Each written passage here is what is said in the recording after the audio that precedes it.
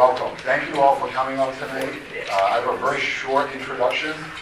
I'd like to introduce Ashley Garrison, who's our chair, who's going to kick us off and do the welcome. Ashley. Hello. Oh, sorry. There we go. Okay, there we go. Welcome and thank you for joining us in person and online for this important community listening session. It's my pleasure to be here representing the Littleton Healthcare Board of Trustees, and I want to take a few minutes to talk about the journey we have been on at LRH over the past few years and where we are today. Then I'll be turning it over to LRH CEO Bob Nutter and Dartmouth Health CEO Dr. Joanne Conroy for some additional comments. I have been on the LRH board since 2018, and like you, am a member of this community. I have seen many changes in healthcare during this time, and I'm proud to be part of a board that has taken a proactive approach to helping ensure that LRH remains a strong, vibrant leader for healthcare delivery in our region. Coming out of the pandemic and the Cerner electronic health records conversion, the board recognized that its long-term future of focusing on healthcare quality, access, and cost might benefit from having a partner who could further elevate and advance the work we do. These early discussions led to the creation of a strategic planning committee in early 2023, led by then board chair and current treasurer, Jeff Woodward. This committee, which included several board members and members of the LRH leadership team, worked with expert consultants to review the healthcare landscape, trends, demographics, and much more as we discussed how we could best serve this region well into the future. We decided as a board that it would be advantageous to select the right partner that met very specific criteria and aligned well with our culture and mission. This led to inviting a select number of healthcare providers to submit proposals in 2024. We then thoroughly reviewed the proposals we received, and Dartmouth Health clearly rose to the top. With the depth and breadth of services and emphasis on rural healthcare and our history of collaboration with DH, the board voted to move forward to take the next step towards a potential affiliation. The next phase was to collaborate with Dartmouth Health on drafting a letter of intent based on well-established procedures required by New Hampshire for affiliations between healthcare providers. This process is overseen by the Charitable Trust Unit of the New Hampshire Attorney General's Office. The letter of intent helps us clarify and codify our overlapping goals and shared interest in providing the best healthcare possible to the communities we serve. Each of our respective boards approved the letter of intent over the summer, and we were very excited to announce the signing in September. The next part of the process includes additional due diligence and work with the Charitable Trust Unit, which will take us into 2026, as the process is highly structured to ensure every detail is explored. Today's goal is to provide you, our community members, with the backdrop, history, and rationale on this proposed affiliation, and then hear from you.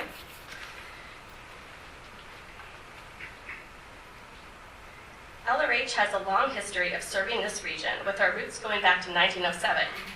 In 2001, we accomplished a major milestone when we moved from our original Cottage Street location and opened this facility, and we've expanded our footprint since then to serve the evolving healthcare needs of those in our community. We believe 2025 and 2026 will also be milestones as we focus on this affiliation and our vision for the future of LRH.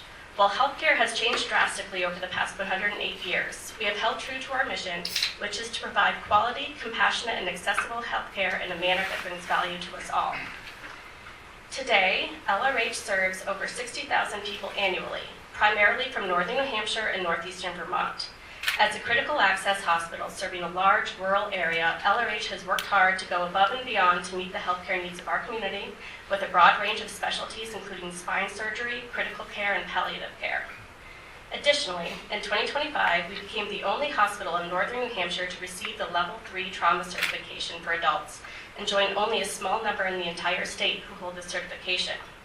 This significant designation ensures the 24/7 availability of specially trained emergency physicians and surgeons. Level 3 trauma certification means we have not only attained the highest quality standards for a critical access hospital, but we have made an ongoing commitment to maintain these standards.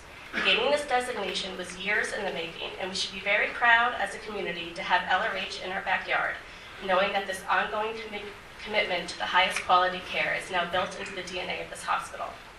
Finally, I also want to note that LRH is one of the largest employers in the region. As a board, we are confident that LRH will only grow and prosper through this planned affiliation with Dartmouth Health. I'll now turn it over to LRH CEO Bob Nutter to share his thoughts on this affiliation and how it impacts our community.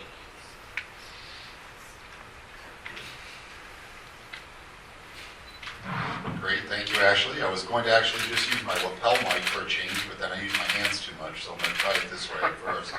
So thank you all for coming tonight. This is a very important opportunity for us to hear, get good feedback from you of what you'd like to see in healthcare in this area and what we could better do to meet your current and future needs. Thank you for those people that participated in our community health needs assessment.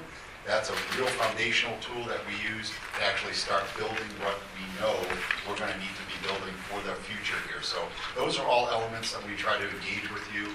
And thank you for all the feedback that you provided me since the announcement.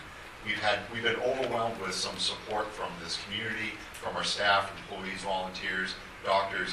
It's really been a really rewarding last couple of weeks to hear that feedback. So we really do want to hear from you, and part of what Dr. Conroy and I will do is provide a little bit more of the details in here, but we do want to hear feedback from you on how we can better meet your healthcare needs as well. So we always talk about three elements that we're always looking at here: quality, access, and cost. Those are very important things that we're always looking at. How do we improve our quality? How do we make sure that we have access points or areas, the service you need at the right place at the right time? And we really do try our best to work on that. And then we have to do something about cost. And we have to bend the curve of the cost. Everyone knows everything's going up. What can we do to reduce the cost of healthcare? We're all customers of healthcare too. Many of us are customers of this hospital, and we want to do the best for you, but we also want to make sure we're sustainable over time. And we have the great programs, great doctors, great caregivers that we have here. So one of the things that we started this back a few years ago was, how do we sustain ourselves over time? How do we make sure that we have access to exceptional health care for decades to come? Not just today, not just tomorrow, but for decades. How do we ensure the investment in our people, our facilities, the technology? All of this, as you all know all too well, is extremely expensive. So we have to find ways to reduce those costs the best we can. How do we thrive in an ever-changing healthcare landscape? You can't go anywhere without hearing about the challenges hospitals and healthcare is undergoing everywhere across this country.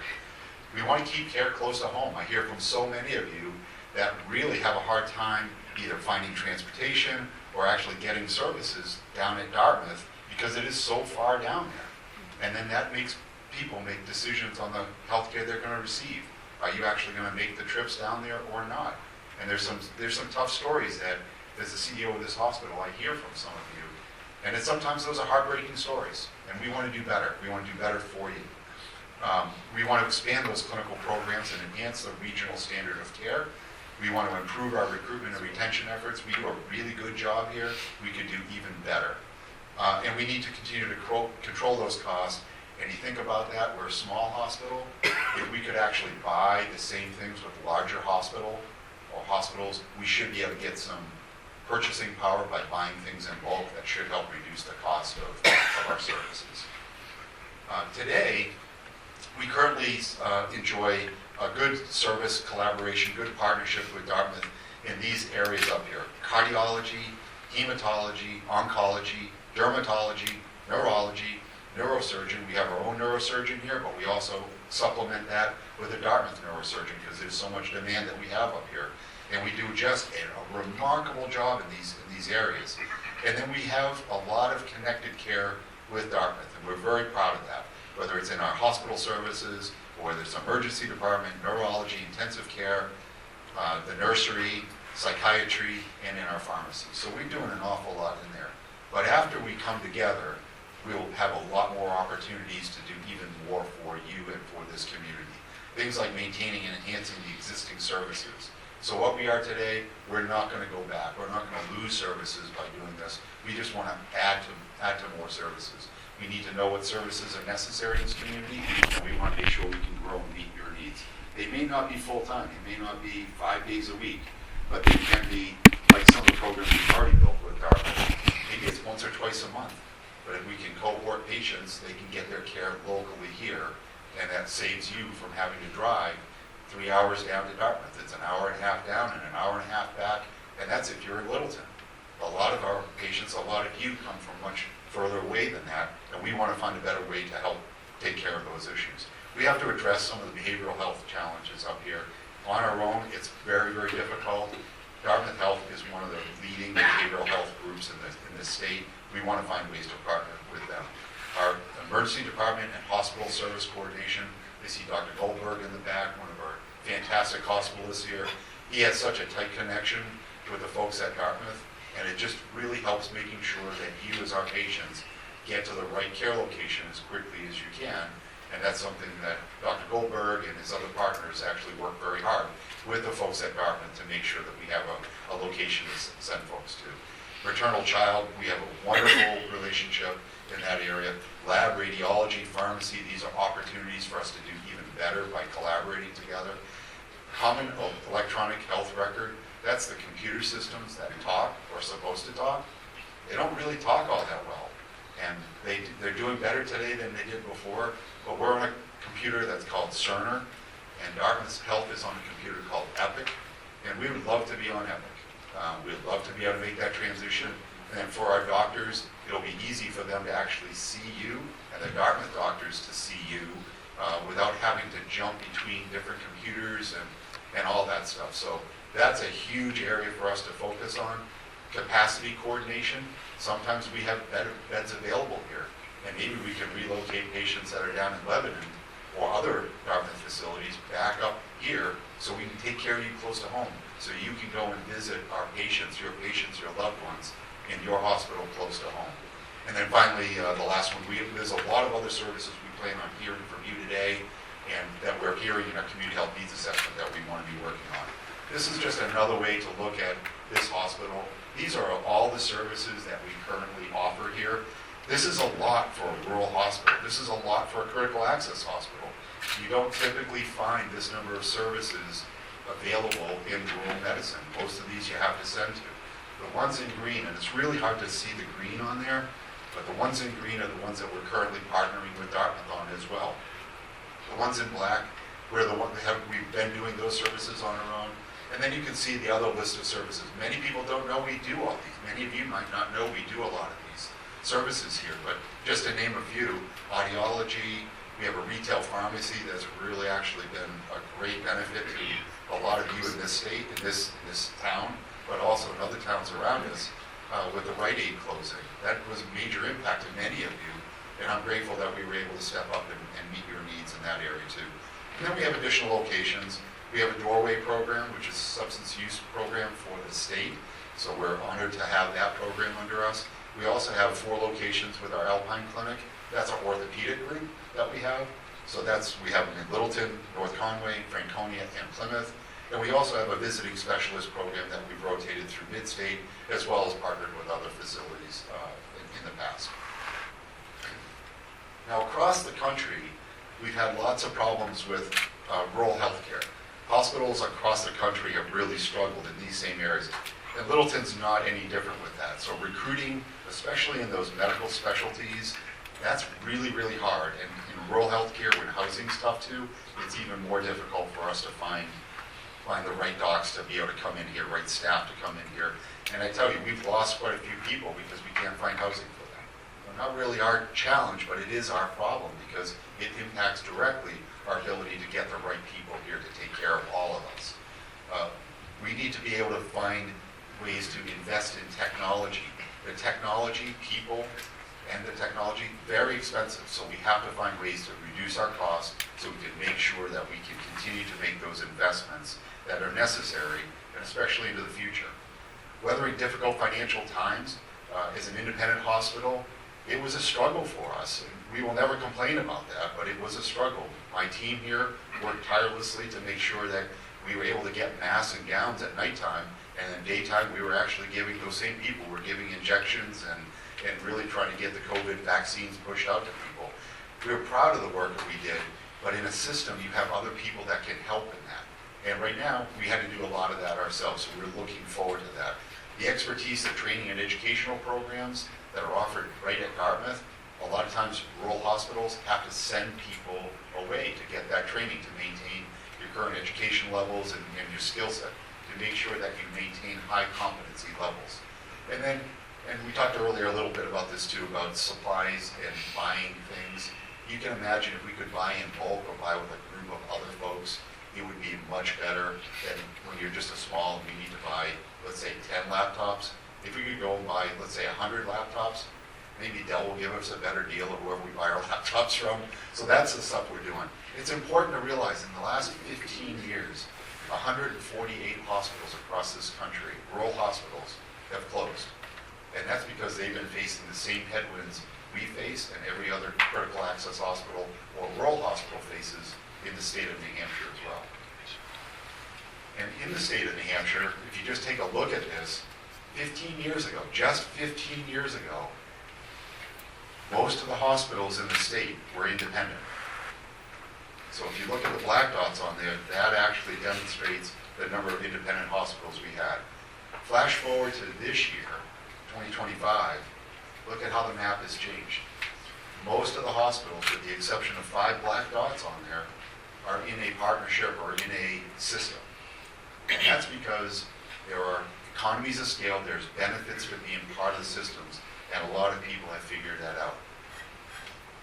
So what brings us to partnership with Dartmouth?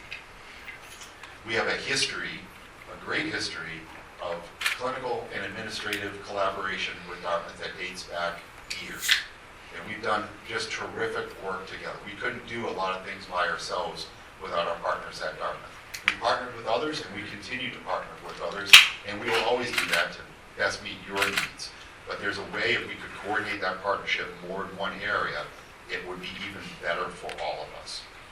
DH and LRH, we both have that mutual agreement of rural health. It's so important to us. Dr. Conroy is a national speaker on rural health. I've heard her speak so many times about the importance of rural health. And it's very rewarding to me to hear her talk because she's speaking directly to my heart. She's speaking to what we need, and I love that. Better opportunity to coordinate care for you across the continuum of our needs. We're not ever going to be everything to all of you, but we can do a lot of it here. What we want to make sure is that when we can't meet your needs, that we have a hardwired relationship where we can get you where you need to get to and get you back home as quickly as possible. So those are things that we're going to be working on here. With stronger resources to address the mental health and behavioral health and substance use disorder program that we have in this state, certainly up here in the North Country, it's a big deal, and many of you are aware of that. And then better ability to optimize the health resources. And we're talking about maybe we don't need a full-time person here, maybe we just need a part-time person, maybe we just need a couple of days a month of that subspecialty. Maybe those are things that we'll be able to bring here to Littleton as well. And now, it's my pleasure to introduce Dr. Joanne Conley. Great. Thank you, Todd. So good evening. I'm an anesthesiologist, and sometimes my voice is a little soft. I can feel like 5 milligrams of Valium. So I want to encourage a lot of audience participation. I'm Joanne Conroy. I have the privilege of being president and CEO of Dartmouth Health, the health system, but also the academic medical center. I've been there since 2017, and I'm just so proud of what we've learned about delivering rural health care across New Hampshire and Vermont. And you know, when I see some organizations struggling how to do that, it makes me feel good because I think our team has gotten it right, which is focusing on a couple really important tenets. Number one, as a system, we're there in service to our members. It is not that we make decisions at the system and just distribute them. Our members are an incredibly important part of our planning process. They know their communities, they know their patients better than anybody. And every single member is a little bit different. I would say the second thing is we try to be very thoughtful about system resources. We realize that the system doesn't take care of patients. The member sites take care of patients.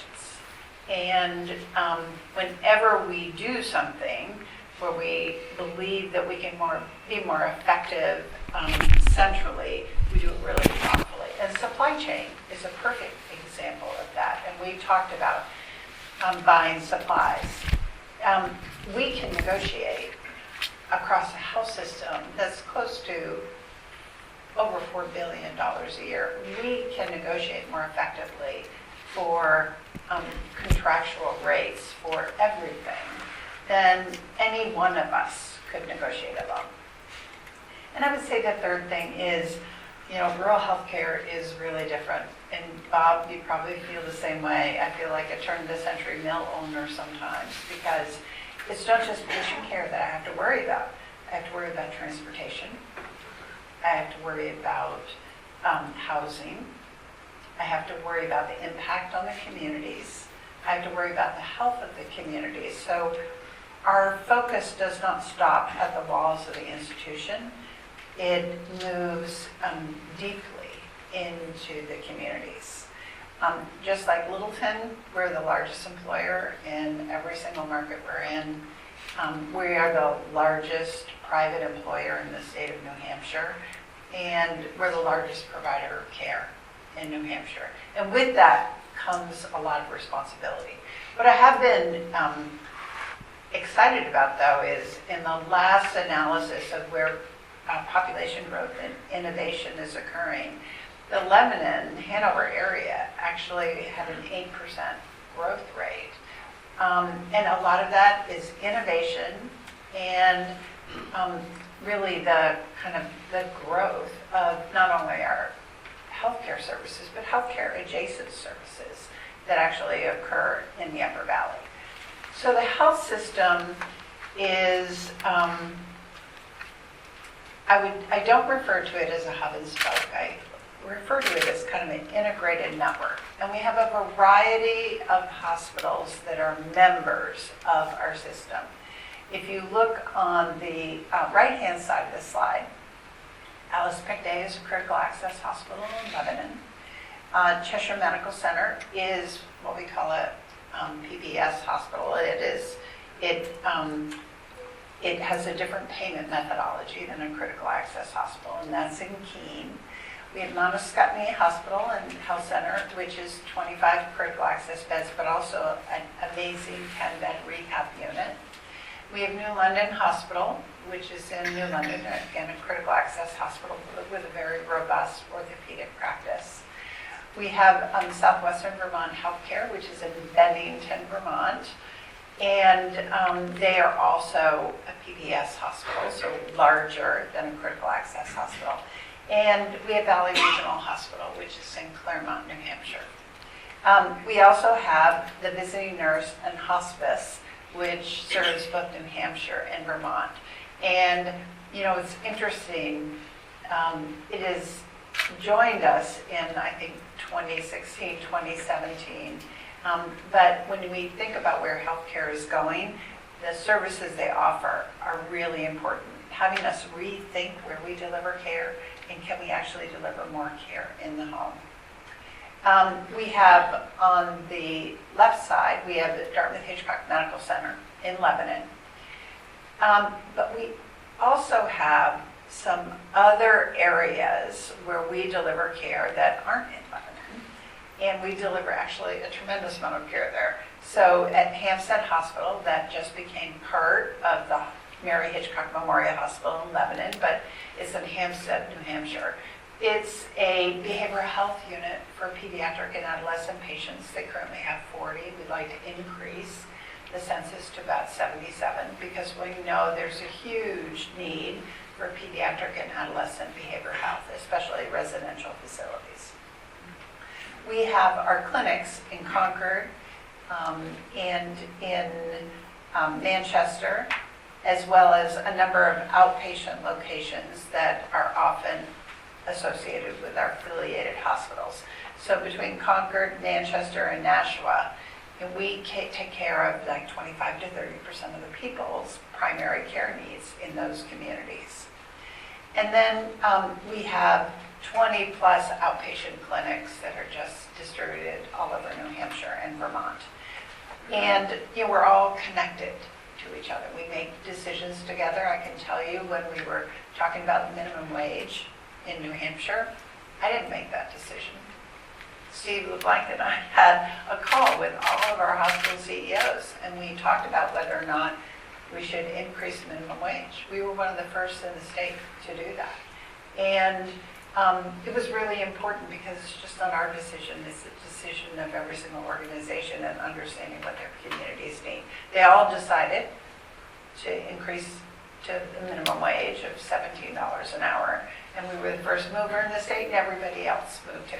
Arguably, I'm not sure $17 an hour is a livable wage. However, that was a big jump from where it was before. But we made that decision together, and that is our way we operate.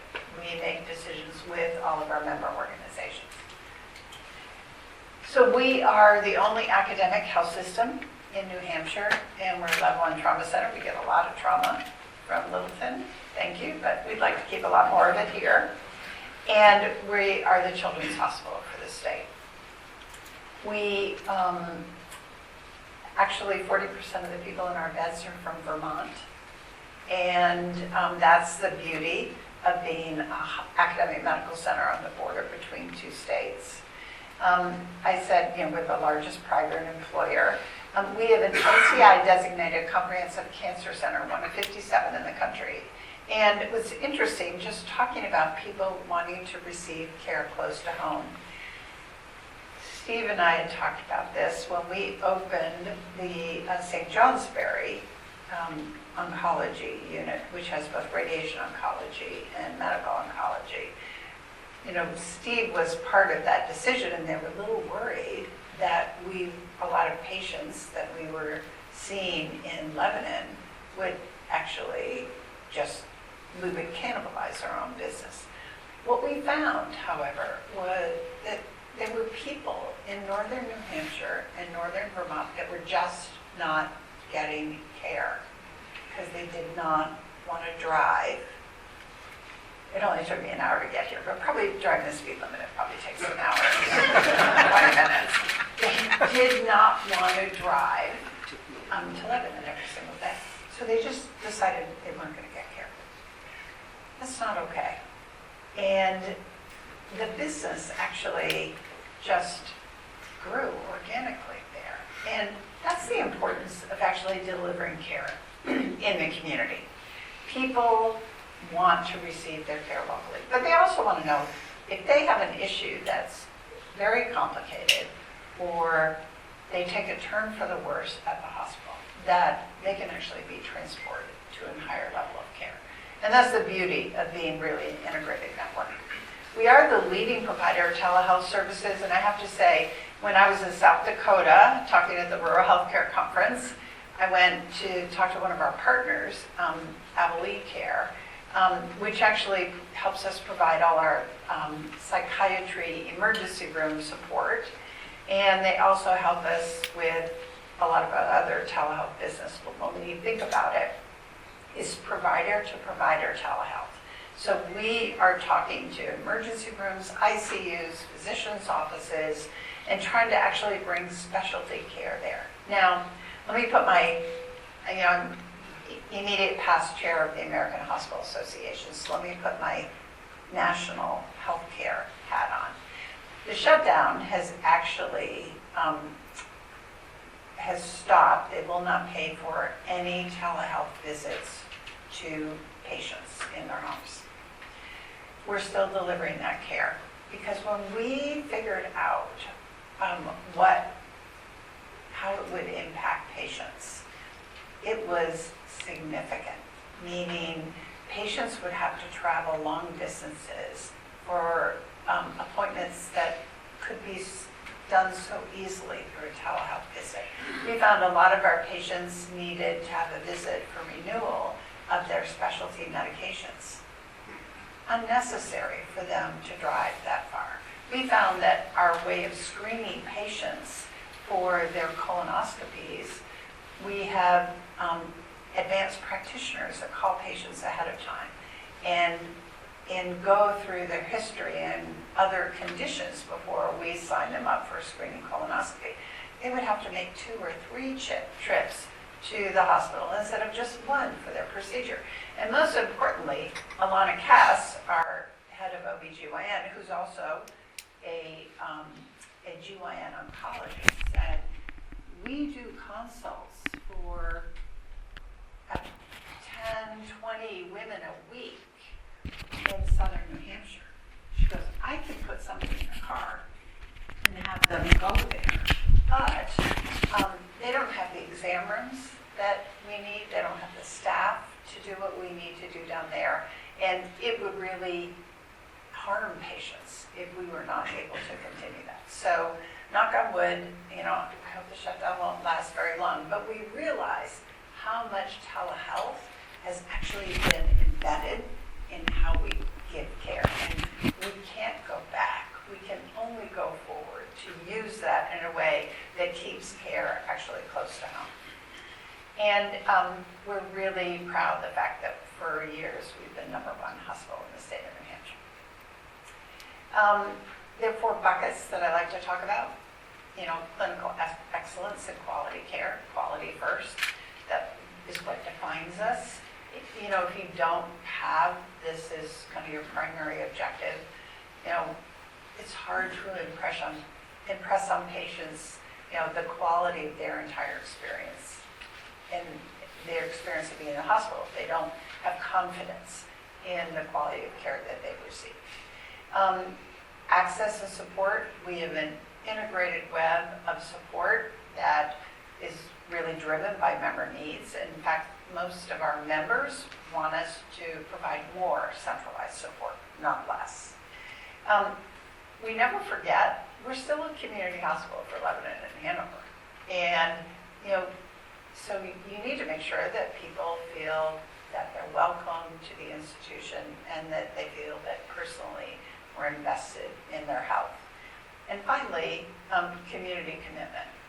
We are woven into the fabric of our communities. There's no anonymity for me in the state of New Hampshire, and definitely in the Upper Valley. I go into the grocery store and I, go into the local feed store to get food for my cat, and people come up to me all the time. And you know what? That's our job.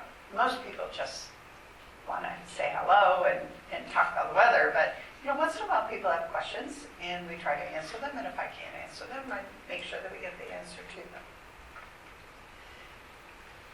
Our commitment to rural health is based on 6 significant investments. Telehealth, our connected care center.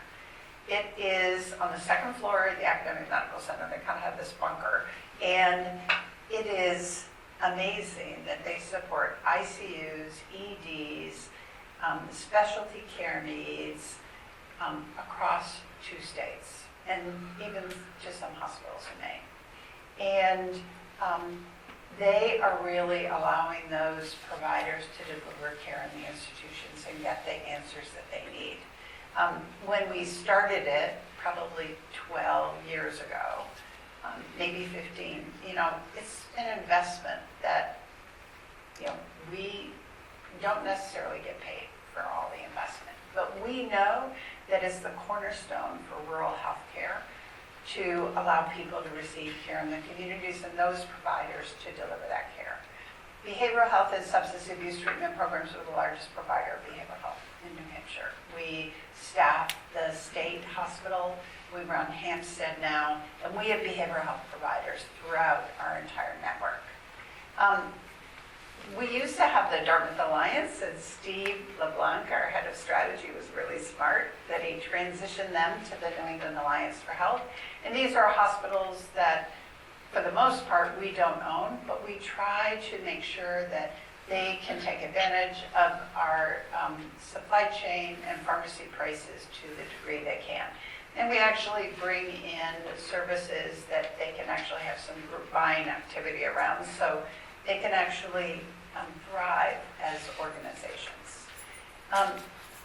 We do have a significant amount of clinical outreach with community-based providers. We know that people don't want to drive very far for primary care or specialty care, and we make sure that the distribution of those practices creates access for everybody. we have a lot of ancillary services that we offer not only to our members, but actually to a number of the hospitals in the state. We provide reference lab services for many of the smaller hospitals in the state. And our lab is amazing what they can do. Genomic testing, and when it's integrated with a clinical record, we have had people come up from Boston and they're amazed what opportunities that presents for us as a health system. And then, of course, education and training programs. We have partnerships with nursing schools across the region, but we also have our own programs to train MAs, surgical techs, pharmacy techs, any number of healthcare professionals that we need to actually deliver care at all of our institutions. So what does it mean? Littleton Regional Healthcare is going to keep your name, you keep your mission and community spirit, your employees, your physicians, and your local board. You know, it's really important that you have a board that worries about, you know, where the institution is going and actually participates in a lot of our all-member sessions where we talk about how we can just do better at the jobs we are doing. Like, we are having a governance summit next week where we're bringing board members and leaders from across our organization to talk about how can we do a better job as individual boards in stewarding all of our organizations. What we will bring to the community is convenient, cost-effective care options. All of us are thinking about how can we deliver better care at lower cost. You know, that's a constant for all of us. We do pretty well. You know, we're like in the top decile in terms of value-based care, but we have to do better every single year because healthcare is expensive. And I like to say we're old and cold, but you know, we're getting older and all of us need more health care. And we've just got to figure out how to do it more efficiently and more cost effectively. There will be an improved coordination of care and resources, a lot more career opportunities for employees. That we have employees that do move around the system a little bit. You know, we aspire to be one employer where it's easy for people to move across the system for their careers. And finally, the resources in an academic health system. You know, we can actually translate things from the lab to the bedside and have a broad integration into the community. We used to say if we had a new regimen for chemotherapy for cancer, it would take 17 years to have full integration across the country. We can't wait 17 years to integrate a lot of these really medical advances into how we deliver care.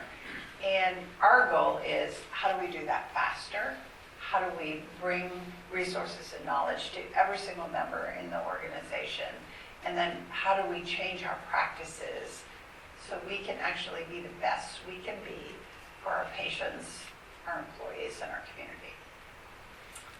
So what's happening now? Let me keep going. Okay, due diligence. So this is like lifting up the hood and seeing what's underneath it. And we have to learn about each other. So it's a very, very important, very transparent part of this process. Then educating people. We'll have community meetings like this. Internal education, meeting with employees. We had a great standing room only with employees, I think about 6 weeks ago. And also public forums where we have sessions. There'll be some in, I don't know, 6 months with the Uncharitable Trust Unit where it's a very kind of organized process where, you know, we make sure that all the questions in the community are answered. And then, I think, is that my last slide? Yeah. So I think we're standing up and answering questions. I think so. Okay, thank you.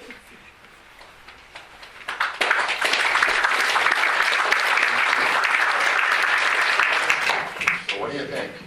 We really want to hear from you. We want your questions. Any comments that you have? We would love to hear those. Do you want me to answer Humana question? Yes, we're. We did have one person in the audience had a question about Humana. Some of you have probably a Medicare Advantage Humana product. Humana called us and said they were excluding us from their network. We did not opt out of the network. And then Steve got a call about a month ago, and they said, we'd like to know why you're not in our network. And we said, well, you actually excluded us from your network. And they said, oh, we need to have another conversation about including you. No, unfortunately, they can't meet with us until the beginning of December. But these are a little bit of the vagaries of health insurance across the country.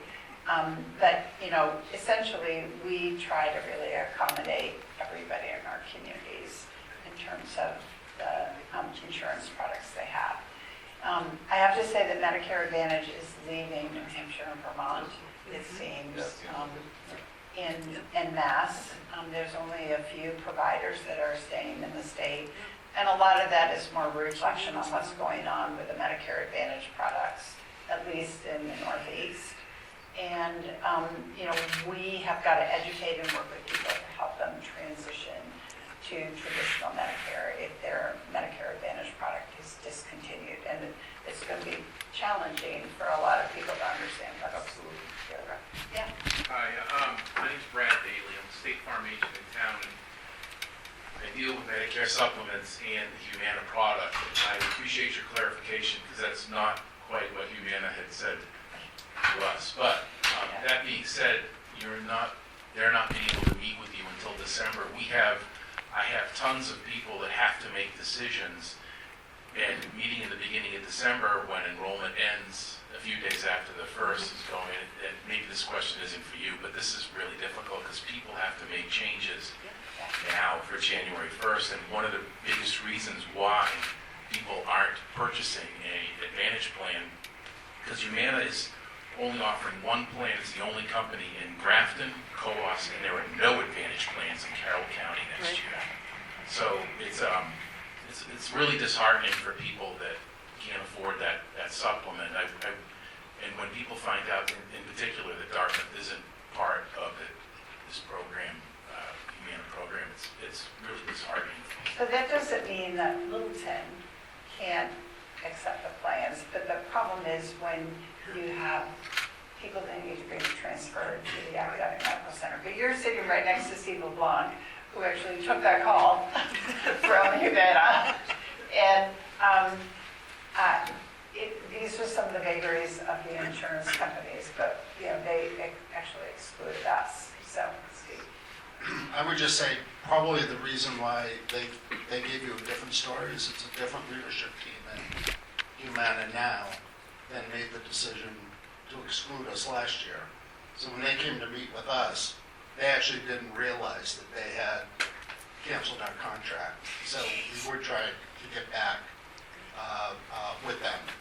But with all insurance relationships, they're really done at the individual hospital level. So you're absolutely right.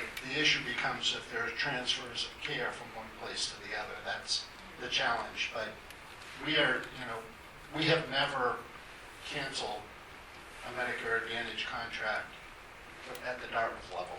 It's all been folks that are dropping out of the network, not offering the plan. It gets a little into the weeds, right? But if it's an HMO plan, that's a problem. Participation, if it's a PPO plan, they can still get care wherever they go, wherever they want to go. But we can talk more. We can have a call with Humana, see if they want to move the time frame up. Whatever they do to try and help it. They're the one that gave us the date. We appreciate that question coming in. Thank you very much for asking that. We did hear one other email that had come in on that same topic today, so really do appreciate that, and I hope that helps answer that question. And literally every time we talk to Dartmouth about any of these types of issues that we've had, it's like we want to work. We want to work with you to try to figure this out and help. So, But Littleton still next year is planning on taking Humana. Yes, we have the Indiana contract for next year. So that's going to take care of all of this. But as Dr. Conroy just said, if you start here and for some reason have to go to a higher level of care down in Dartmouth, you're going to run into a problem with insurance. And we want to try to help cure that, but we need to have an insurance partner who understands too. So pressure from the public's helpful too, to be honest with you. So these are things that are outside of healthcare's control. And I can tell you, everything we've ever done with them has been trying to be reasonable. But when you get kicked out of product and not even know that, that's really challenging. I did not know that answer until they shared that with me. So I appreciate knowing that as well. Other questions? Hi, Timothy Sugar Hill. I'm a happy patient of both of your hospitals. Not a lot, so that's right. We want to come, but not often. Majority of our state and the state I teach in Vermont are aging states. We're going to see reduction in federal resources for Medicare, Medicaid, for seniors. How is your partnership going to help us customers? How is it going to help you reduce costs, help us make sure that we're getting adequate care on limited resources? Yeah, that's a great question. So, it's interesting, New Hampshire and Vermont are very different states in terms of, at least, we can talk about Medicaid first. Only about 12% of the citizens in New Hampshire are Medicaid, and about 35% in Vermont. We're the lowest payer in the country, and Vermont is, probably closer to the middle of the pack. Each state is kind of figuring out how they're going to approach the consequences of HR 1 for the next year.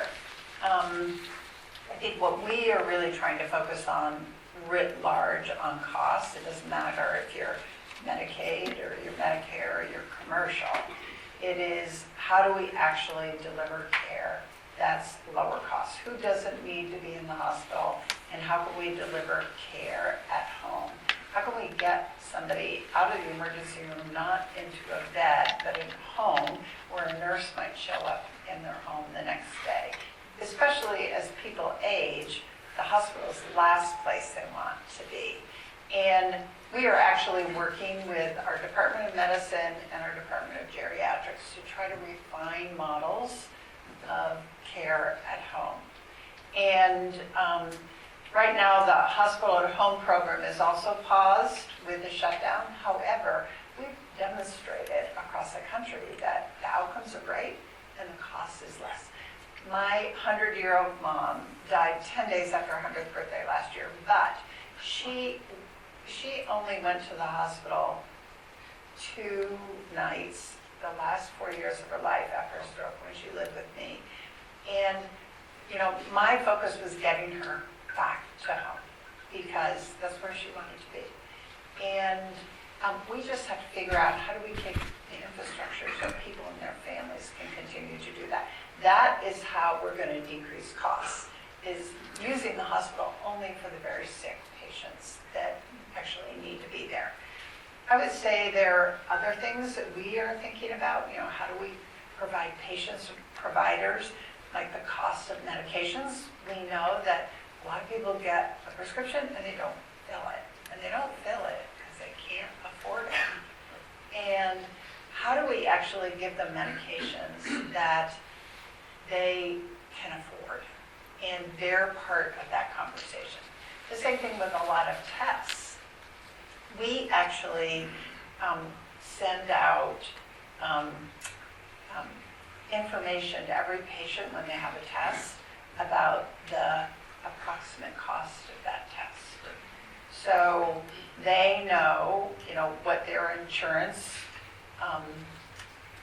and we take it from, there's a retail rate, and then your insurance gets a negotiated discounted rate, and then what their responsibility would be. And, that's our commitment to our patients, that if they have a procedure, that upfront, they know what that responsibility is.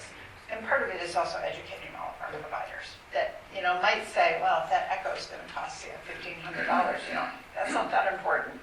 If this patient only has limited resources, let's spend it on something that means more to them. So that's actually the way we're going to bend the curve for the future. One of the things that we've done at Littleton was we went through what we call a strategic pricing evaluation and actually went through and reduced some of our pricing after we studied what the market was on certain elements in there. So we're always looking at that. And then going to my example earlier, thinking about lab, rad, radiology, laboratory, think about supply chain. If we can buy stuff in larger quantities and get that price down, that is a direct cost of healthcare. Every bit that we earn, if you will, any surplus we have at the end of the year, any gains, in the for-profit world, we say profit, we call it surplus. Any surplus we have at the end of the year, it's hard at a critical access. Sometimes you have a good year, you might make 1%. Sometimes you have a bad year, you might lose 1% or worse. It's really difficult, but if we can start reducing some of those costs too by doing those group purchasing things, we can then go and look at, let's strategically reprice our certain services, and that's what we've been able to do as well. We have to address this, Tim. I mean, we literally have to be constantly focusing, and it's not just reducing costs, it's reducing the acceleration of costs, and some of those costs are just out of control. So there's a lot of stuff going on at the national level. Dr. Conroy, immediate past chair of the American Hospital Association, that's been helpful from an advocacy and an influence standpoint. But these are the things that I think Dartmouth Health can really help us. And what we're trying to do is everything we can within our limited control to try to address those cost issues too. Hopefully we answered that question. No, thank you very much. Thank you. When you talk about sharing doctors, would you make rheumatologists a priority because you can't find one in the state of New Hampshire? The question was about rheumatology, and yes, it's very difficult. The supply of rheumatologists are very limited, and we have tried ourselves to find that. We're hoping to have those conversations with DH. It's certainly on the list of things that we're going to talk about, but I've always said this, Dartmouth doesn't have a money tree, and they don't have a people tree. So if our solution is we need Dartmouth just for money or people, that's not an automatic. But we can partner together to see what we can do to resolve those issues. And so that's one of the things I know that's on our list of things to be talking about in the work streams when we get there. Yet we know that it's not just orthopedic surgery that is important, but it's rheumatology, it's physical therapy, and it's bone health. And all of those are involved in keeping people healthy, especially as they age. Did you answer the question? You get that? Yeah. Okay, good, thank you. Other questions and comments? Matt, do you have anything that may have come in online? We do have a few. We also have about 20 or 30 people, I think, online, so we're monitoring questions that they may have. So if you're online and you're hearing this, please feel free to ask those questions as well. We're monitoring those and we'll be bringing those forward as well. So Matt, we'll go to you. Great. So will the partnership result in more effective assessment of quality of care? Currently, Littleton uses patient satisfaction surveys by companies like Press Ganey.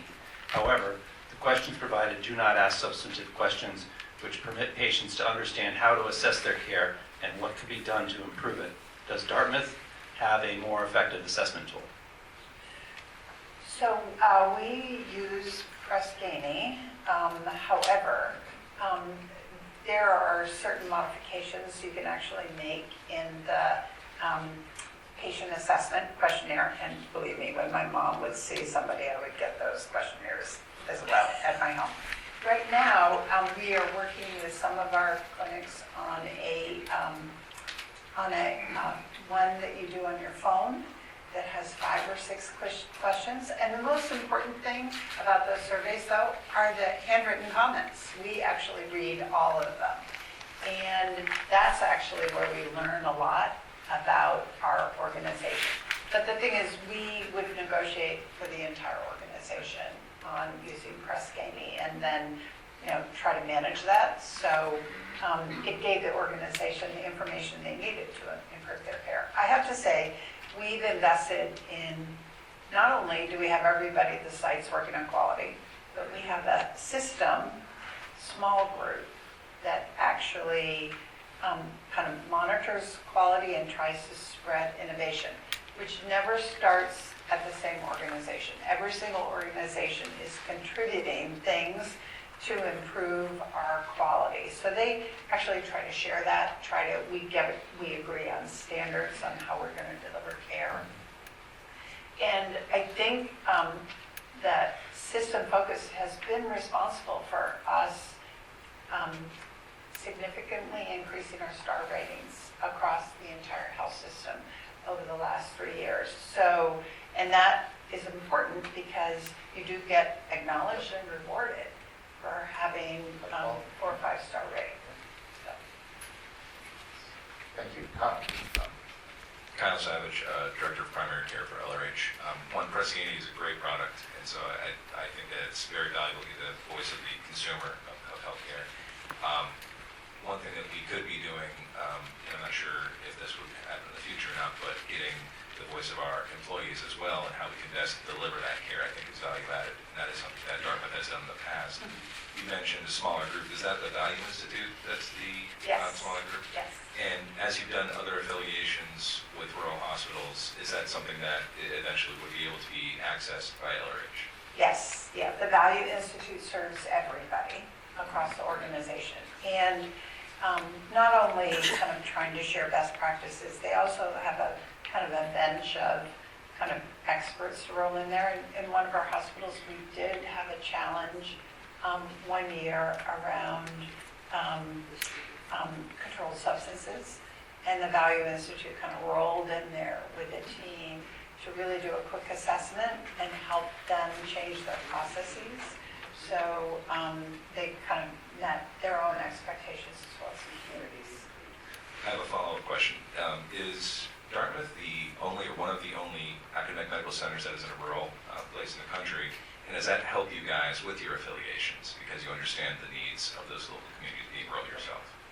So, good question. We are the most rural academic medical center in the country.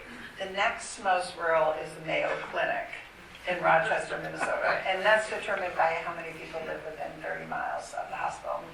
We have about 170,000 people within 30 miles. Mayo has around 240, 250,000, and then you quickly get to like University of Virginia, the University of Mississippi. I mean, there's a small number, and then all of a sudden you get into the big cities. But yes, I would say that makes us uniquely sensitive to what's going on with our members. You know, the things that we struggle with are transportation, ambulance transportation, between inter-facility transfer. We actually had a donor give us a gift, and we didn't really know what to do with it right away. And we realized that he spent a lot of his retirement years bringing people back and forth to appointments in his community. So we said, well, let's use that money to build a transportation network. So we're trying to, slowly but surely build a transportation network so we don't have to ask EMS to transport between hospitals, and we could actually do that. So I think those are things that just don't occur in, a metropolitan area. So. Yeah, we struggled with the ambulance services up here in the North Country. We all know that. And for LRH, we were the recipient of a gift from Lancaster, who provided us with an ambulance for us to, we had to update it a little bit, but it was a gift, and it was a gift that we use all the time in order to transport people to their next care location. Sometimes waiting for care, that those delays in care can make a difference in the patient outcomes, and we need to find a way to solve that issue. So in partnership, we'll be discussing those things as well, but it's not necessarily a hospital's responsibility to run an ambulance service, but at the end of the day, we need to make sure you're at the right care location. And if you need an advanced level of care, we feel the obligation to help get you there. And so if not us, then who? And if the system itself can't get there, we need to find a way to help you get where you need to get to for the best possible outcomes. And that's something near and dear to all of our hearts. It's for us as much as it is for you. And we need to make sure we're caring for everybody in this region. I did forget to mention that we do provide air ambulance services, not only for New Hampshire, but Vermont. So our helicopters are stationed in Burlington, Vermont, Manchester, New Hampshire, and Lebanon. And we work with a network of other air ambulance providers, not-for-profits across New England, to make sure people get to the right location from the field, but also if somebody takes a turn for the worse at any institution and has to be airlifted. We did have an interesting story about a maternity patient who had postpartum hemorrhage. She was delivering at home. And I think in one of our maternity desert areas like Meredith, and our helicopter, I think, landed and got her to Dartmouth-Hitchcock within record time, and actually stopped the postpartum hemorrhage, and she and the baby did great, and left within a couple days of arrival at the institution. Women's health is such an important institution for Littleton and this region. That's one of the things that is our board was questioning who are we going to work with and who do we want to talk with. We need to make sure that we preserve women's health and our obstetrics forever. How are we going to do that? How do we make sure? Because that's a program that's really tough to even break even or cover your costs in there. When you think about the number of people you have, the type of surgical interventions you must have, you have to have anesthesia on call as well as the docs and whole care teams out there. It's very expensive. But that's one of those things that's a requirement for our board. We needed to make sure we can preserve that. There's way too many people that need that care up there. If not us, again, who? And we know what's happened to birthing units all over this state and all over this country. And so right now, if Littleton wasn't here to provide services, you'd have people coming all the way from Pittsburgh and Colebrook that already travel a long distance to get to us. And then they're going to have to still make another hour to get down to Dartmouth. And that's a risk that we're unwilling to take. Our board is unwilling to take. We know that women that don't have access within 45 minutes to a place to deliver actually have a higher incidence of preterm deliveries, precipitous deliveries, and that's something that we should be able to solve as a state and as a network of providers. And we have a very, very enthusiastic group that is very focused on access to women's health. So. And that's only matched by our folks. Focus on women's health here from our folks as well, because they're so equally passionate about that. When they get together, it's really magic to watch them. It's a really remarkable service. Corinne ran that service for a number of years in the past, and truly it's a blessing, I think, to this community that we have the partnership we do with Dartmouth already, especially with the ICN, the nursery, the intensive care nursery, which is a teleservice that we work with Dartmouth on, and it's remarkable. It allows communities to grow. Families want to move to communities where they can actually receive care. So. Yes, sir. Yes, I have a few questions. First, do you have a copy of the proposed agreement? Pardon, I didn't hear the last part of the question. Hi, do you have a copy of the proposed agreement between Dartmouth-Hitchcock and Littleton Hospital? Is it already We're writing prepared? that now. Oh, It Yeah. hasn't been prepared yet. No, we've only signed a letter of intent at this point, because we really want to hear from you. We want to hear input from our staff and from you, the community, to help us build these programs. And I think at some point they become public. Public, it is. And certainly before the charitable trust Right. meeting. Yeah. The letter of intent is posted Pardon? on, the letter of intent is posted online. Yes, it is. That leads me to a question, going back to Brad's question about Humana. Do I understand correctly that, for example, the New London Medical Center and the Cheshire Medical Center in Keene make their own decisions as to whether they will subscribe to Humana's plan?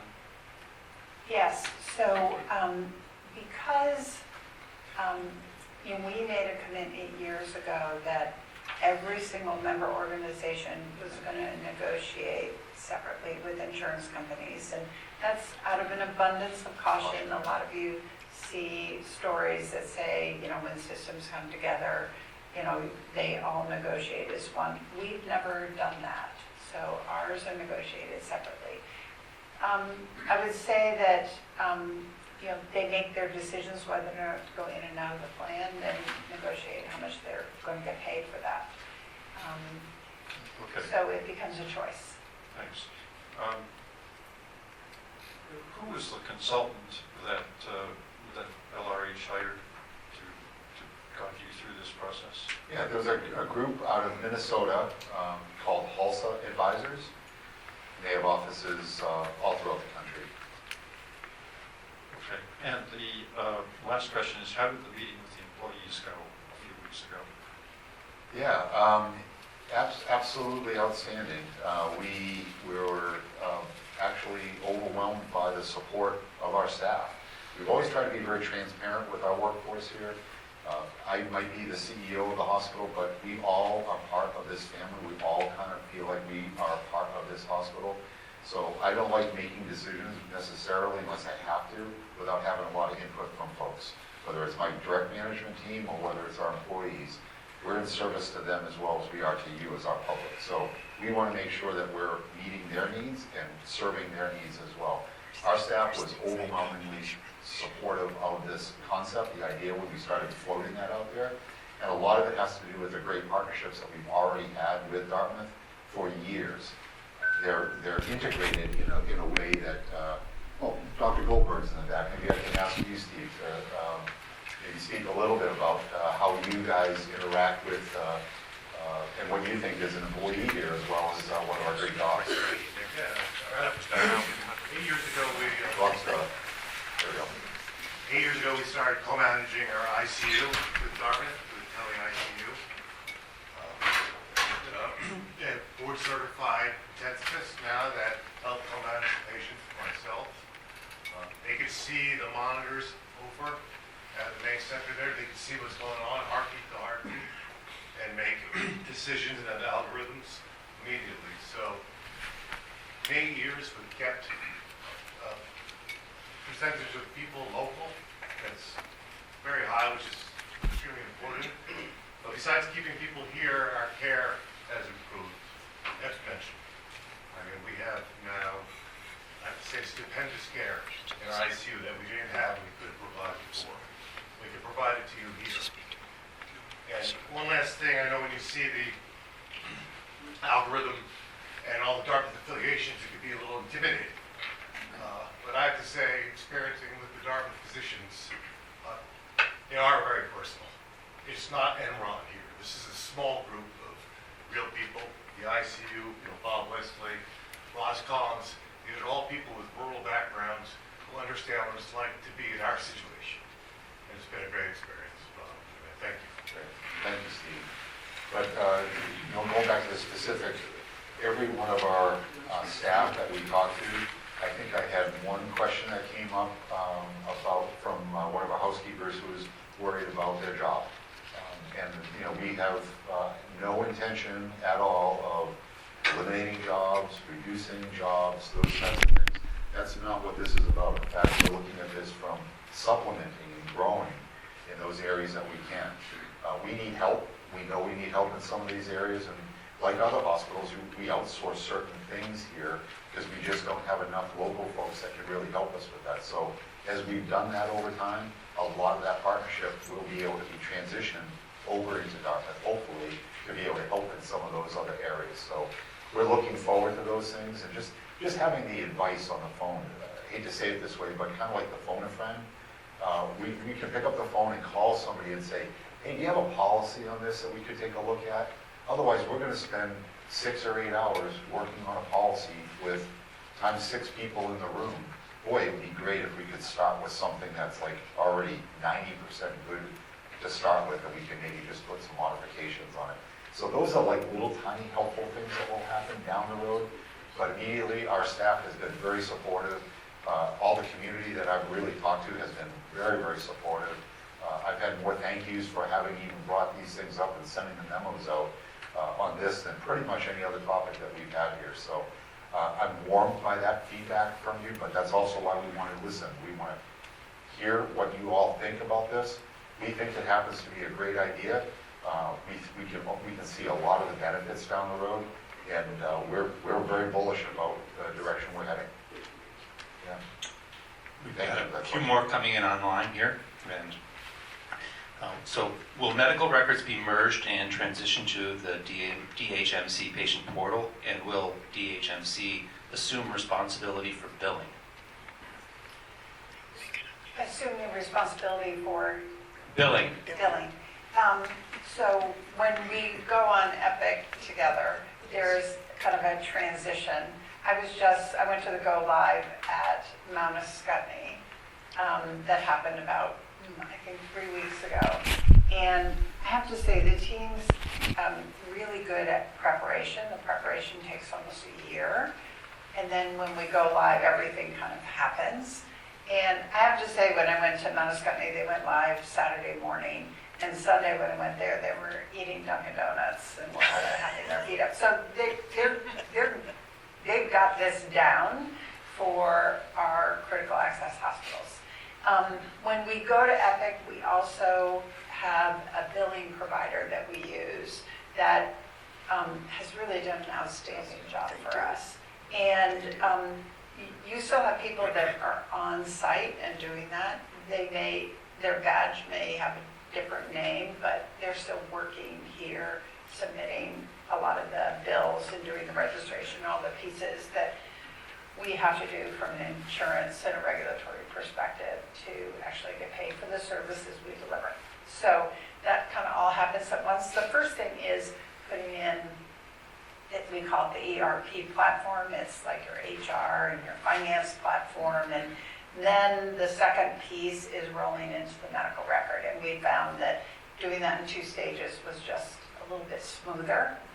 And so that's what we're doing at all of our critical access hospitals and larger facilities too. Southwestern Vermont's an acute soon, which is going to be a bigger facility. So, but you know, our focus is making sure that all the records that need to be in the portal, so people can actually provide the care and look at their past history, are there. So, I mean, there are millions of records, millions of pieces of paper that get in there. So. We realized when we put our Cerner system in, we had all kinds of problems in the billing side of things on there. We will not make that mistake again. We will do a superior job, and I really appreciate Dartmouth's approach for an EHR, which is the electronic health record, sorry for the lingo, but the computer systems. So long as the computer systems, if they can come in and kind of install it, and you don't have to rely on outside people to install it, our people, the Dartmouth people, will be here to help us with that. That assures us the construction of this will be done right the first time. It needs to be done right the first time. Thank you for the question. And we have another one.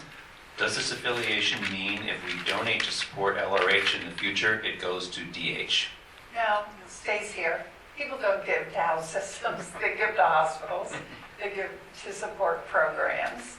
And, you know, the board or your foundation board or whoever provides that oversight has got to make sure that that gift from that donor is stewarded appropriately. And, you know, that is an expectation across the country in terms of how we work with donated gifts. So it's all about the donor's intent and making sure we honor that.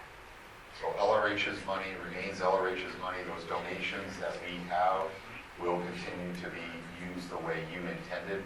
And again, I can't help but say thank you very much for those donations. It really makes a difference, and it doesn't matter how small they are. They really do contribute to the overall success of the organization. So I assure you that any donations that we do get will stay in the community and will be used for our programs. That's a great question as well. Thank you. And here's one with a clarification. What is the difference between a merger and an affiliation?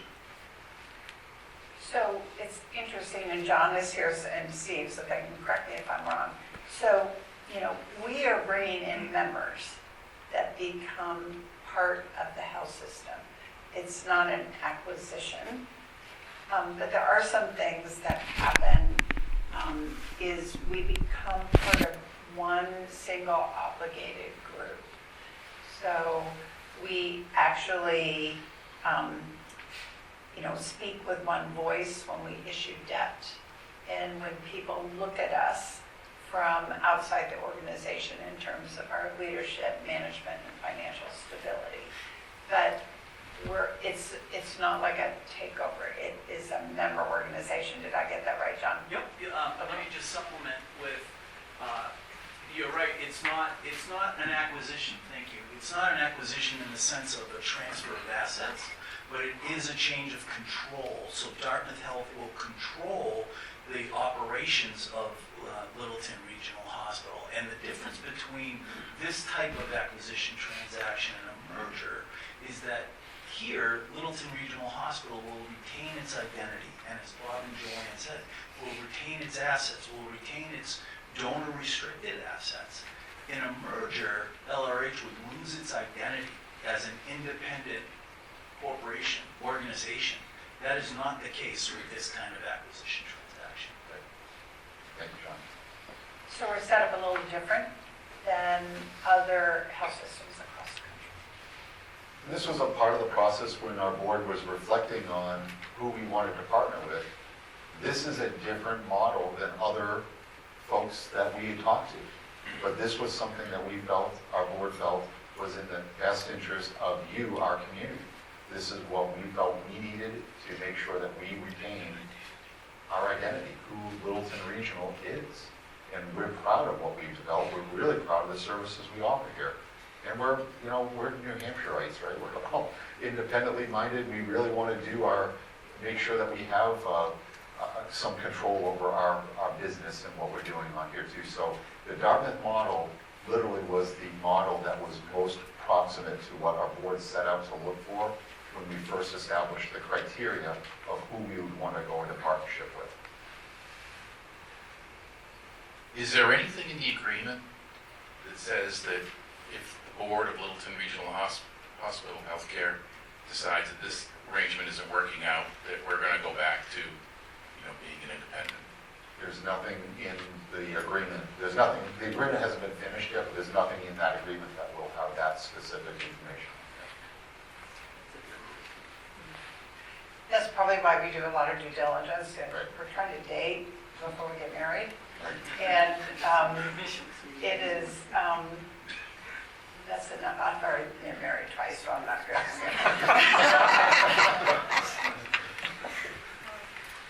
And I'm not going there.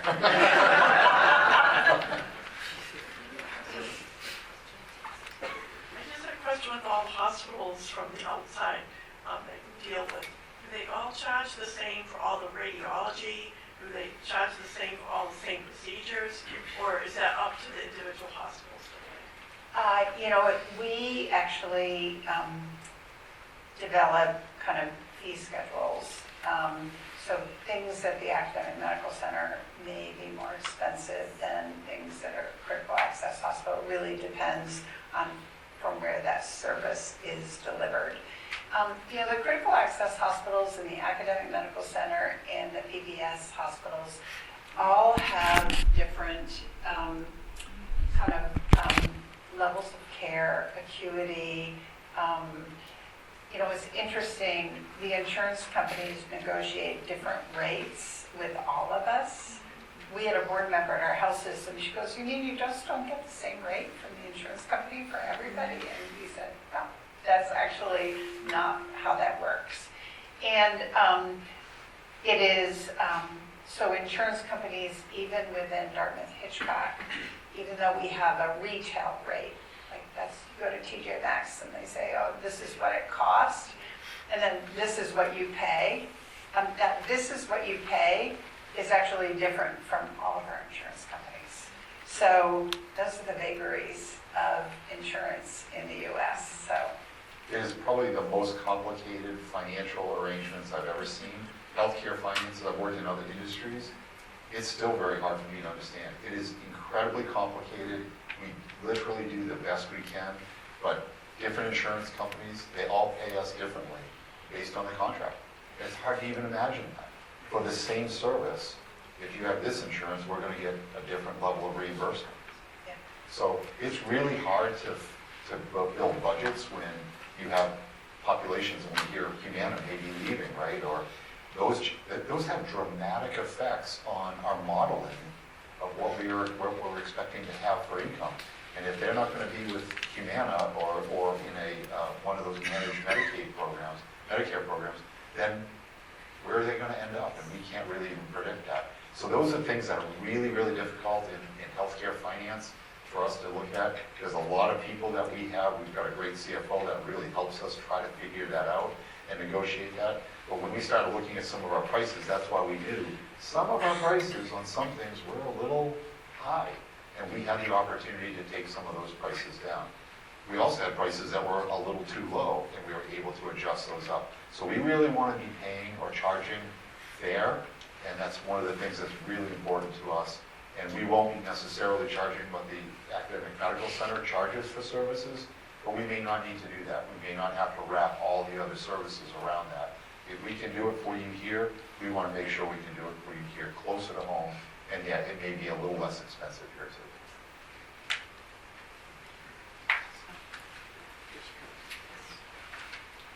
So I understand you have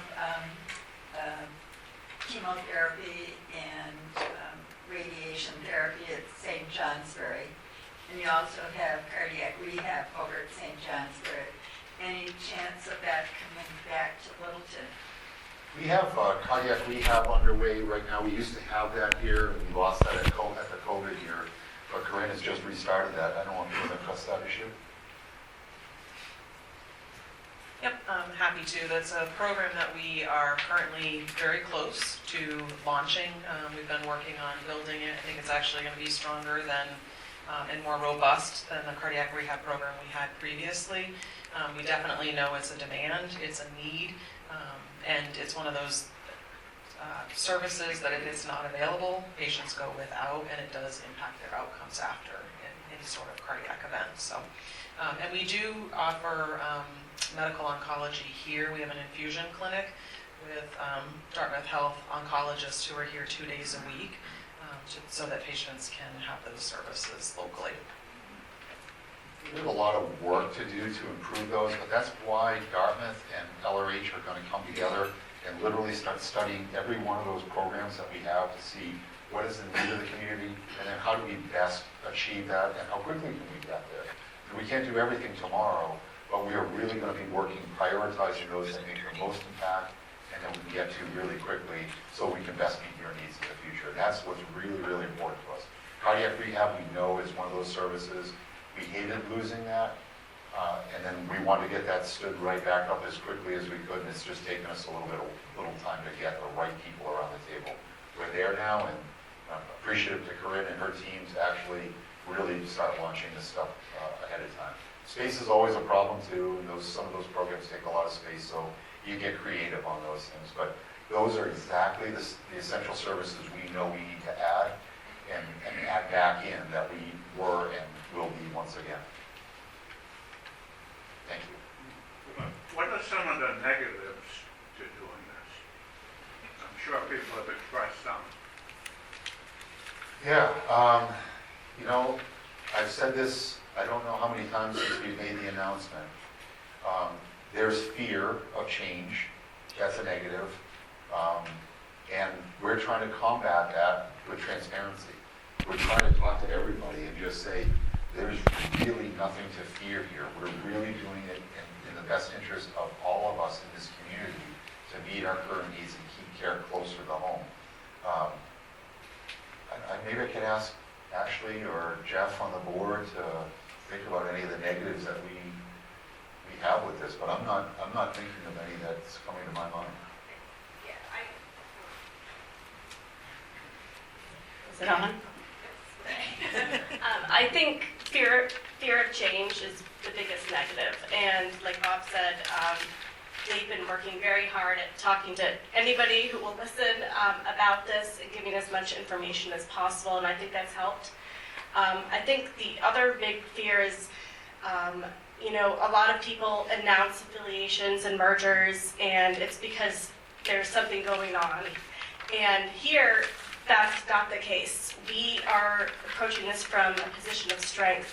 because we know it's the best thing that we can do for our community going forward, because we want to make sure that we're going to be here for quite a long time and that we can give you all the care you need and then some. And so we decided as a board, when Jeff was chair, and then I took over this past January, that this was the best way to make sure that all of you will be able to keep coming here for as long as you need to. And Dartmouth was the best and frankly the only choice once we reviewed everything. So I think that was the only negative, is I think some people think that it's happening because of something bad, but it's not. It's happening because we want to make sure that we will stay here for you forever. There's always a fear of loss of control too. So our board was really insistent that we make sure that they still have some control over what we're going to do here. And not every system would be willing to do that. Some systems are just like, no, all the decisions will be made in one location. And when we talk to the Dartmouth folks, it's like, well, we don't know your community like you do. We need the input from your board. Some people eliminate boards of the local hospitals when you do these member substitutions, as they're called.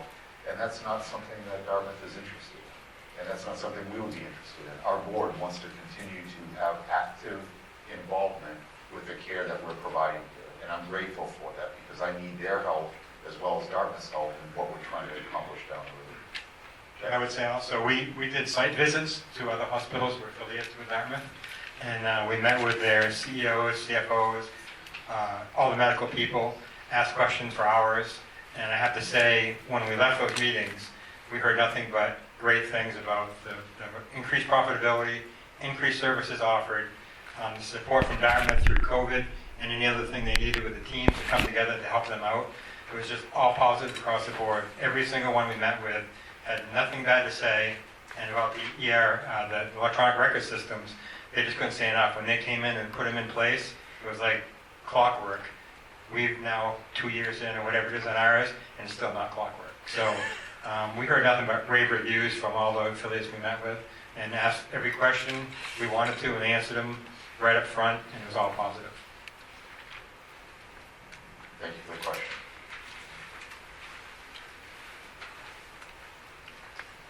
More online?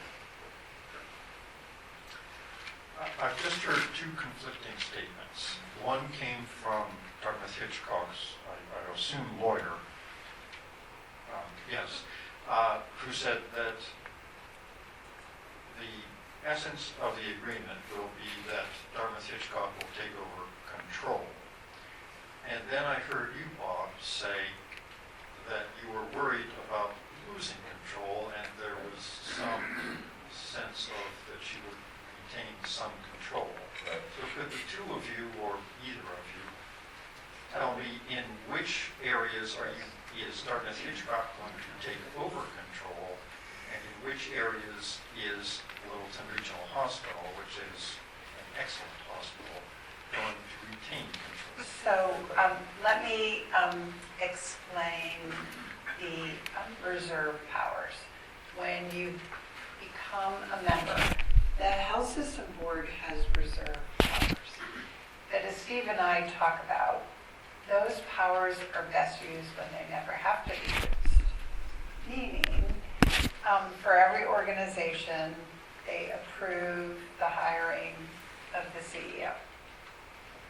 And we've recruited a lot of new CEOs when people have retired in our organization. We work with those boards to have a search process. They identify somebody that's right for their organization. We're kind of part of that process. And they bring a name forward and it gets approved at the health system level. We are very, very cautious, even though we have reserve powers, but we're very, very cautious. In fact, we did use them once when one of our member organizations wanted to build the senior living facility and start with a $5 million capital expenditure to investigate it, and they didn't talk to anybody. They didn't talk to anybody at the health system. Nobody. It was a surprise. It came up through the board. And we had to say, wait, we do have a process, because all of our debt is actually issued from the combined member organization. And we eventually let them go through with it. It did fall through. They never got to build the senior living facility, but we just made sure that they went through the appropriate process and we were communicating all the time. You know, reserve powers, if you have to use them, it means you haven't communicated effectively about intent and moved it up through the system. And both parties share responsibility in that. So we are super focused on communication. We do have, we encourage every board to have some members on their board that actually come from across the health system. So we start getting crosstalk at the board early on. So we can make sure that the communication lapses don't happen.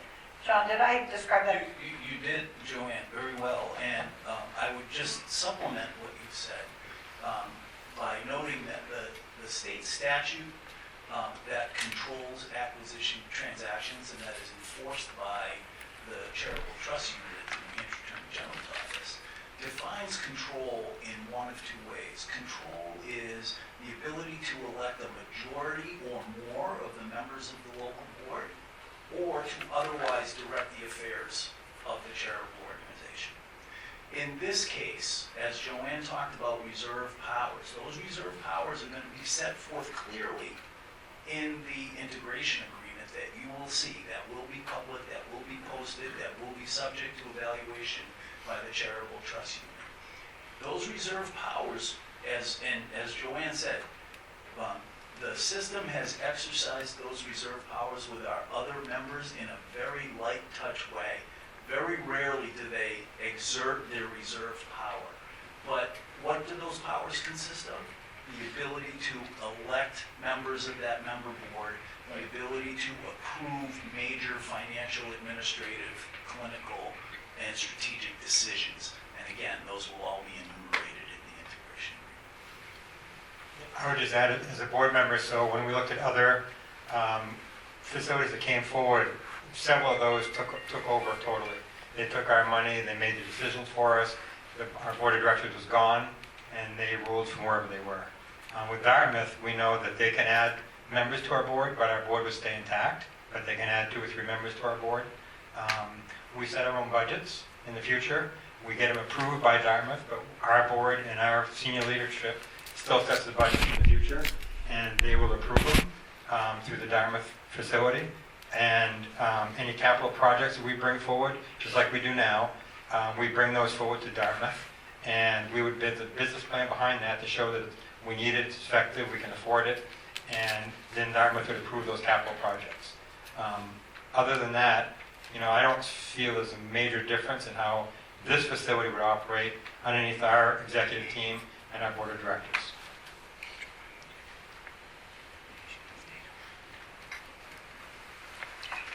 Okay, other questions? Matt, do we have anything else online? One more. The mic.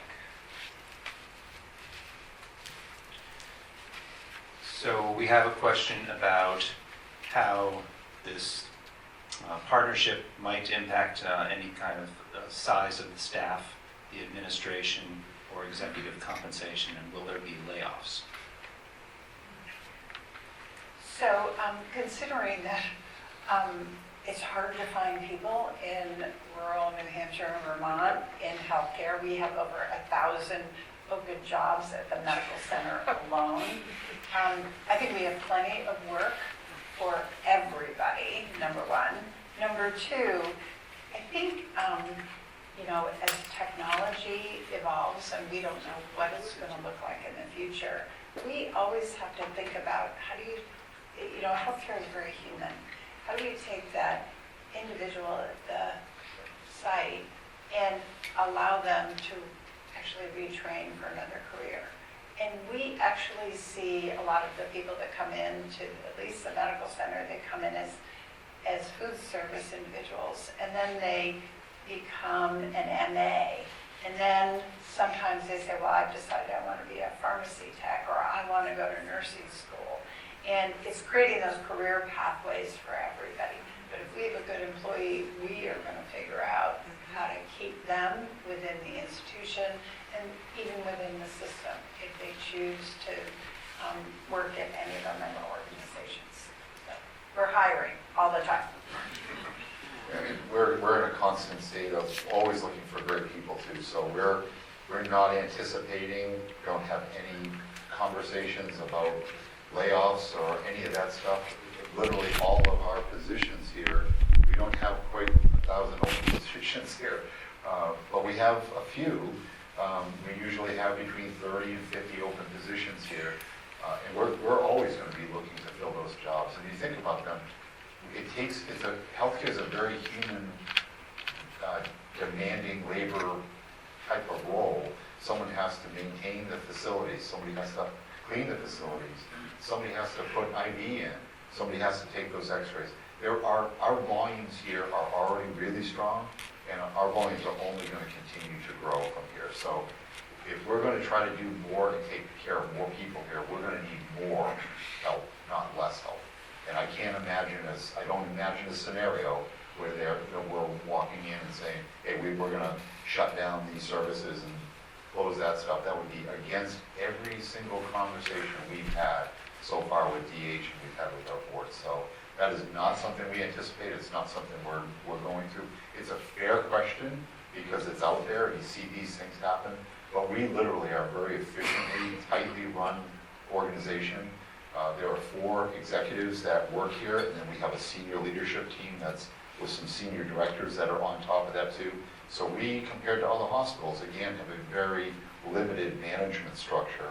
And I think that's pretty efficient. If anything, I could say we could probably use a little bit more help down the road. But we're pretty efficient right now. More help means more expense, and I know that, so that's why we've always kept that tight. So appreciate the question. Yes? What was the status of some of the services here that you provide? Will the status of that change if I'm thinking of infusion and oncology. If they're affiliated with Dartmouth and your insurance company is not going to pay, you don't come under Dartmouth Medical, is that going to be a problem? Even though the services are given here, if an infusion is no longer covered and it's something that you have to have, that could be something like $9,000 a year. Yes. So can those kinds of problems, are they realistic? Yeah, please, Corinne. Yep. So to answer that question, our infusion clinic is actually LRH's infusion clinic, our employees, so we would bill for those services. So if your insurance cover is covered here at LRH, you would still be covered. Even though there might be some Dartmouth people working there? Yep, so usually you see the oncologist through the clinic, so it's more like an office visit, and that is billed through Dartmouth, but then the infusion, which is typically the more costly related to a lot of the medications as you referenced, often those infusion meds have high dollar values. Those are then covered under our insurance. And we'll work through those things, but as Dr. Conroy and Bob referenced before, we negotiate those contracts with the insurance companies separately. But we would work to try to streamline that and make it as smooth for our patients as possible. Based on this question, we will definitely take that as a higher level of priority when we're studying that, because these are all things that we need to review and study as we're going through, as Dr. Conroy said, that due diligence period. These are the things we're going to ask. These are the questions we're going to ask. We're going to make sure that we're keeping an eye out for you and our needs up here, and that's one of the things the board's requiring of me. I represent our needs up here, and the beauty is everything that we've so far, as I've said now multiple times, everything we've come into with Dartmouth Health, they understand rural health care. And that's a big difference from other folks that we talk to here. They understand rural health care, and they understand the challenges that we have. So I will promise you that we will make sure we study that as well. Thank you for the question. So Bob, thank getting Yes. close to Yes, thank you very the much. witching hour here, and I hope there's not too much rain outside.